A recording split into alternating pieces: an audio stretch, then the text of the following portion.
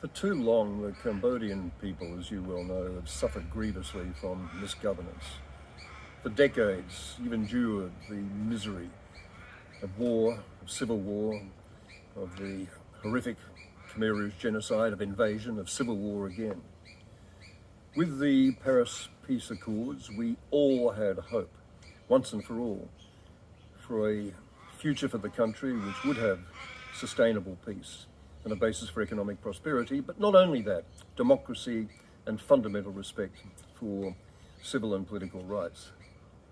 Unhappily, as we all now know, while the Paris process did deliver peace, did deliver a basis for economic recovery and prosperity, the delivery of democracy, the delivery of human rights, proved a very sad illusion. The rot set in very early when it became clear, after Hun Sen was defeated in that first election but refused to accept defeat, that he was determined to maintain an autocratic leadership role.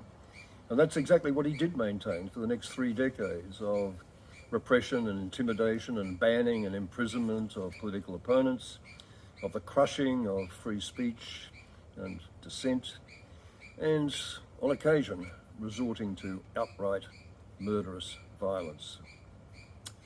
There is, unhappily, no real hope that things are going to change with the handing of the Prime Ministership to his son, Hun Manet.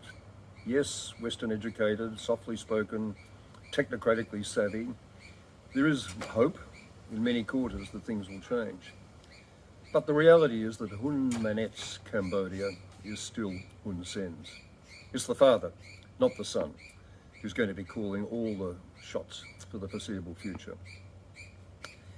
If Cambodia is to eventually have the decent future that we all hope and strive for, to some extent this is going to depend on international pressure being sustained and increased from countries who care, like hopefully my own, Australia.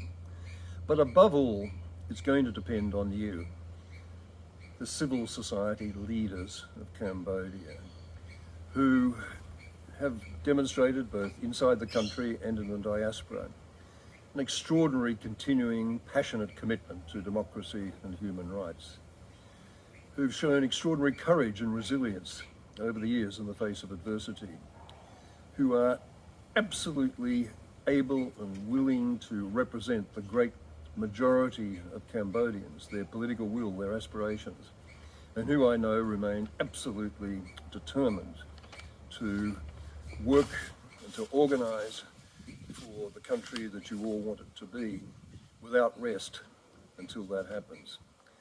So, Musakua and all of you, my very best wishes. May you have the success that you so richly deserve.